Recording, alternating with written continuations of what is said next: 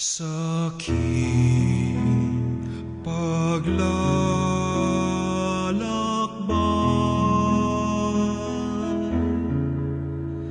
sa bundok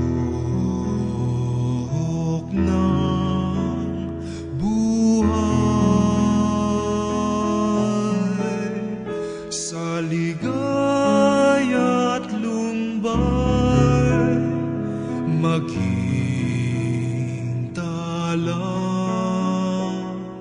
gabay.